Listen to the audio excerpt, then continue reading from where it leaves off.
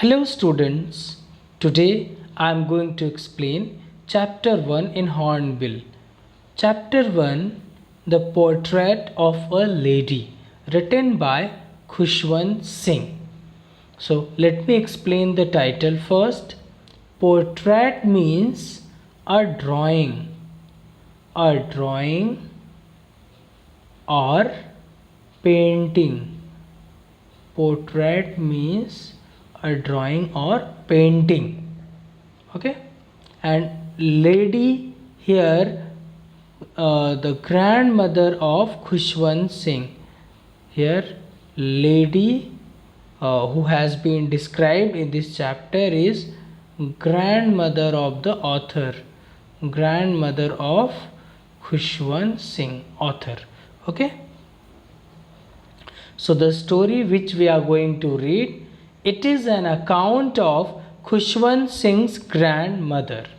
Okay, so let's begin the chapter Portrait of a Lady. So before beginning, let me give you introduction to the lesson. The Portrait of a Lady is the story of the author's grandmother. He describes his relationship with his grandmother over the years. He pens down her daily activities and how she evolved as a character as time passed by. He explains her appearance, which helps create an image in the reader's mind. Okay, so let us begin. My mother, like everybody's grandmother, was an old woman. So here the writer says that the writer's grandmother, about everybody's grandmother, she was an old woman. So writer's grandmother was a old woman like everyone's grandmother. She had been told and wrinkled for the 20 years that I had known her. She had been, the writer's grandmother had been old and wrinkled, having lines or folds on the faces. So the narrator's grandmother was old lady and she was having lines on the face. Her face was wrinkled for the 20 years since the narrator had known her. So since the narrator saw her grandmother before 20 years, so from 20 years till now her grandmother was looking of the same age. People said that she had once been young and pretty and had even had a husband, but that was hard to believe. So further the writer tells us people said that his grandmother once been young and pretty. When his grandmother was young, she was pretty and had even had a husband, and she was having husband, but that was hard to believe. But that was hard to believe for the narrator, as narrator saw her at the same age since last 20 years. So that is why narrator could not believe on this fact that she was a young lady once. My grandfather's portrait hung above the mantelpiece in the drawing room. My grandfather's portrait, the narrator's grandfather's painting, portrait means painting or picture or drawing. Narrator's grandfather's picture hung above the mantelpiece. Mantelpiece means a structure of wood or marble or stone above around a fireplace. So narrator's grandfather's picture was hung above the fireplace in the drawing room. He wore a big turban and loose fitting clothes. So narrator's grandfather was wearing a big turban and loose fitting clothes in the picture. His long white beard covered the best part of his chest and he looked at least 100 years old. So, narrator's grandfather in the picture, he was having a long beard which was covering the most part of his chest and he looked at least 100 years old in the picture, in the portrait which was hung above the mantelpiece, in which he was looking about 100 years old. He did not look the sort of person who would have a wife or children. So the narrator's grandfather was not looking such type of person who would have a wife or children. So sort means type. So the narrator's father was not looking a type of person who has wife or children. He looked as if he could only have lots and lots of grandchildren. So he was looking as if he could only have many grandchildren. So he was looking a person who has no wife and children. He was looking like a person who has only grandchildren. As for my grandmother being young and pretty, the thought was almost revolting. So, as far as my grandmother, narrator's grandmother being young and pretty was concerned, this thought, it was very hard for the author to believe. So, the thought was almost revolting. This is a phrase which means it was very hard to believe. So it was very hard to believe for the narrator that once his grandmother was young and pretty. She often told of the games she used to play as a child. So narrator's grandmother often used to tell narrators as well as the narrator's cousin about the game which she used to play in her childhood. That seemed quite absurd and undignified on her part, and we treated it like the fables of the prophets she used to tell us. But when narrator's grandmother used to tell narrators as well as his cousin about the games which she used to play in her childhood, then the narrator, for narrator it was illogical. It was like something which cannot be believed and undignified and disrespectful on her part, and narrator as well as narrator's cousins, they were treating it like a fable, like a fictitious story with a moral teaching. So they were handling it, they were taking it like a fictitious stories which cannot be believed, of the prophets, of the saints which she used to tell them. So when narrator's grandmother used to tell the narrators as well as the narrator's cousin about her childhood stories, about her games which she used to play during her childhood, the narrator could not believe it, and narrator took it as a fiction.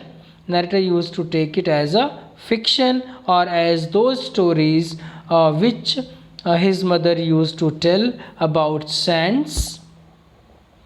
Okay, so what we have read in the first paragraph, let me summarize it once again.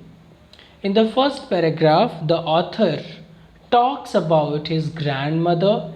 He had known her for the past 20 years and she had always been old and wrinkled. He was told that she was once young and pretty and had a husband. His grandfather's portrait hung on the wall, in which he wore loose fitted clothes, a turban, and had a long white colored beard that reached his chest. He also appeared very old, and the author thought that he was someone who could have many grandchildren but not a wife or children. The author could never imagine that once his grandmother was young and pretty. He could not connect to this idea. She used to tell him and his cousins about her childhood memories, like the games she used to play as a child. They found these stories illogical and disrespect because it was beyond their imagination. To think that grandmother was once a child and played such games. They thought that her life's stories were like the other moral stories which she used to tell them. So now let us read the second paragraph. She had always been short and fat and slightly bent. So the narrator's Khushwant Singh's grandmother had always been short and fat and slightly bent. Her face was a crisscross of wrinkles running from everywhere to everywhere. Her face was full of wrinkles. Her face was wrinkled, which was across her face. So crisscross means a pattern of intersecting straight lines. Her face was full of wrinkles, which was running from everywhere to everywhere, means her all face was full of wrinkles. No, we were certain she had always been as we had known her. So, no, the narrator could not believe that once she was young. The narrator was sure that she had always been an old lady, as the narrator saw her before 20 years, and from last 20 years until now she was looking as same. So that's why the narrator said she had always been as we had known her. Old, so terribly old that she could not have grown older and had stayed at the same age for 20 years. Old, and so terribly old that she could not have grown older. So narrator Khushwant Singh tells us that her grandmother was of same age when same age as narrator saw her before 20 years. There was no change. Even she was she was she had not grown a single day. Okay, she was at same age. She had stayed at the same age for 20 years. Since last 20 years there was no change in her personality. She was looking same. She was looking very old and at the same age since last 20 years. She could never have been pretty, but she was always beautiful. Further, the writer tells us his grandmother have never been pretty, but she was always beautiful. Her grandmother was not pretty by face, but by character she was always beautiful. She hobbled about in the house in spotless white, with one hand resting on her waist to balance her stoop, and the other telling the beads of her rosary. Her silver locks were scattered untidily over her pale, puckered face, and her lips constantly moved in inaudible prayer. So, further, the narrator tells us she hobbled. She used to walk in an awkward way. So, she used to hobble about the house in spotless white. Spotless white means she used to wear white color sari. Okay, white color dress, that is white color sari or any other dress. So, the narrator's grandmother used to wear white colored dress, and by putting one hand on her waist to maintain the balance of her bent body. Stoop means bent body. So bent body, she kept on moving in the house, and the other telling the bits, one hand on the waist to support the body, and the other on the other hand there is a beads of her rosary, a string of beads, which is called mala in Hindi. Okay, so she was having a string of beads, and she used to count and she used to chant a prayer. So as you must have seen the elderly people, they used to do it. They keep a mala with them, and they always keep on rolling the beads and chanting the prayer. So in the same way, the narrator's grandmother also used to chant a prayer and used to count the beads. Her silver locks were scattered untidily over the pale, puckered face. Her silver locks. So locks means here hair. So her silver colored hair were scattered, were disorganized untidily over her pale, puckered face, over her pale, colorless. Pale means here colorless, puckered means face which was full of wrinkles. So her colorless, on her colorless and wrinkled face, her hair was scattering, disorganized, uncombed, and her lips constantly moved in inaudible prayer, and her lips always continuously moved in a prayer which cannot be heard.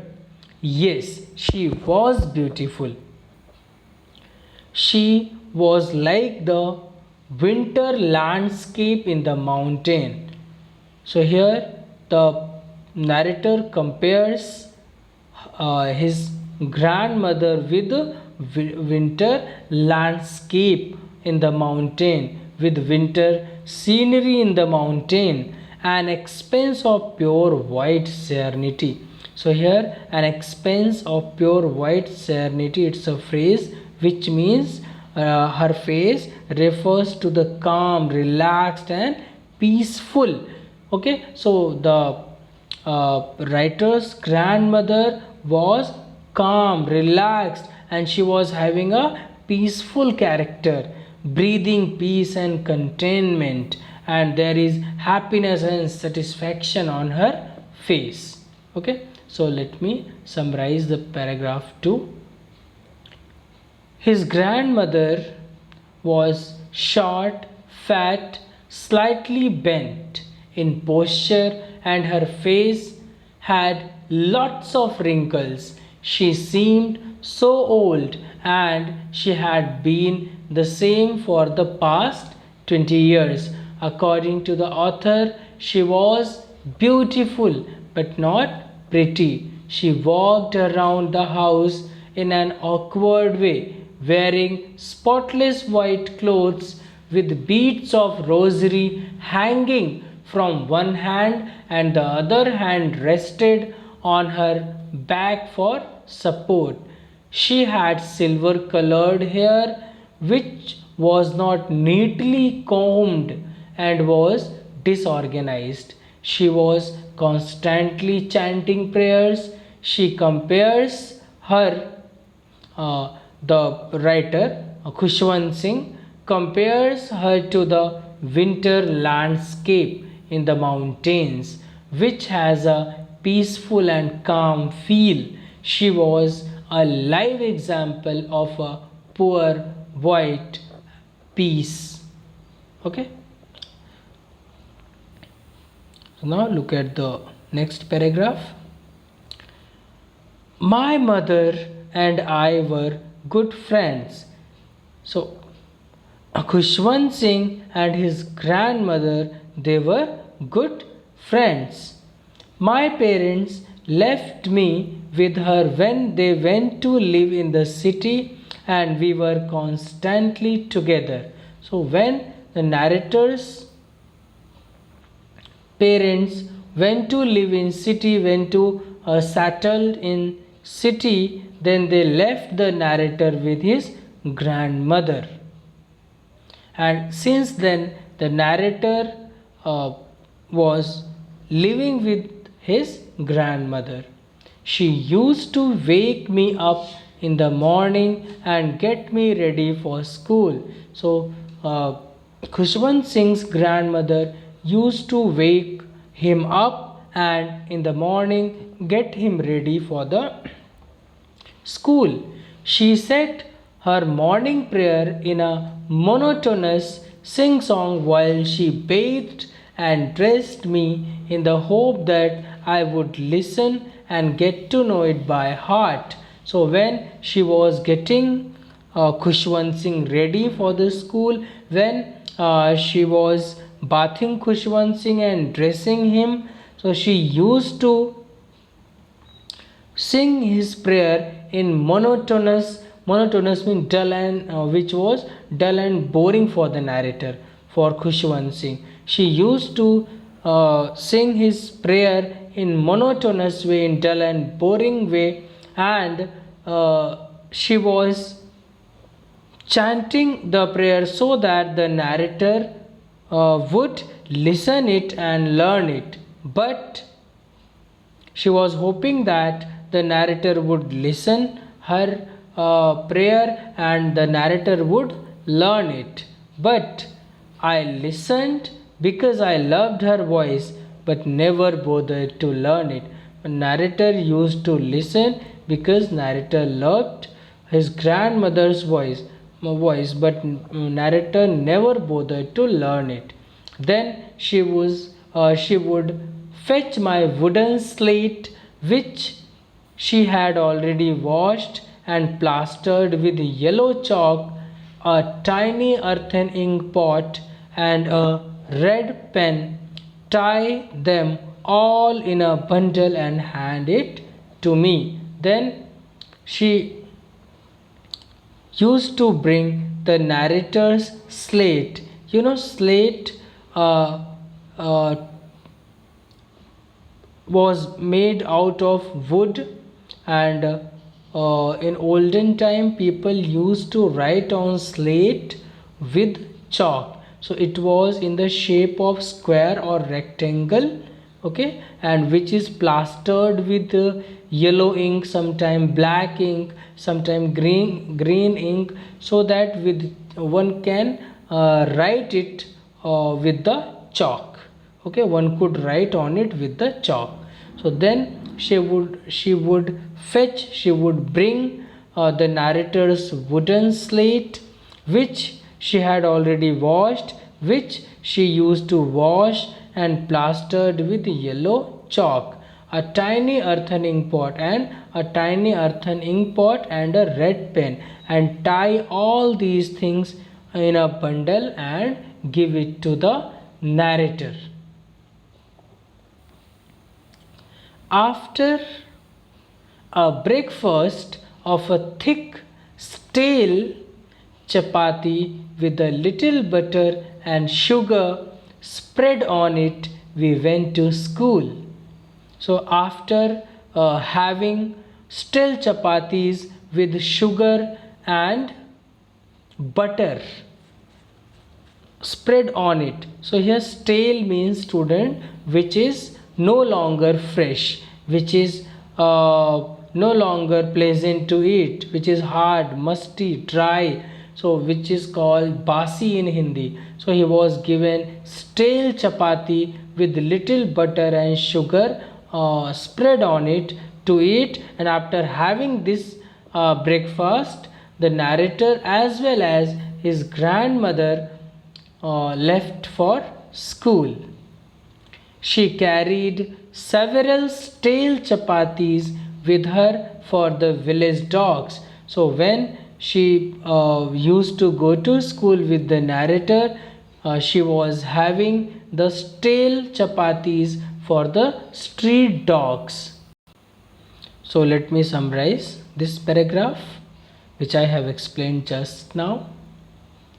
So the author lived with her grandmother in the village and they were good friends. His parents left him with her to settle in the city. The author's grandmother used to wake him up every morning and get him ready for school.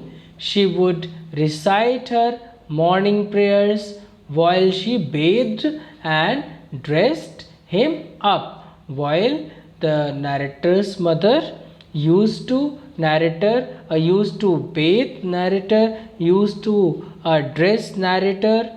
Here narrator is Khushwant Singh. Okay, and he loved her voice, but he would not try to memorize. So on that time she used to recite morning prayer so that the narrator Khushwant Singh can learn it. But Khushwant Singh used to listen to her that prayer because her voice was very pleasant to him. Khushwant Singh loved her, loved his grandmother's voice, so that's why she used to listen to it. But he never tried to memorize a word of what she recited. She would make his things ready like a wooden slate, a tiny earthen pot, and a red pen. So she used to make his things ready like wooden slate, a tiny earthen pot, and a red pen. He would eat a thick stale chapati with butter and sugar spread on it.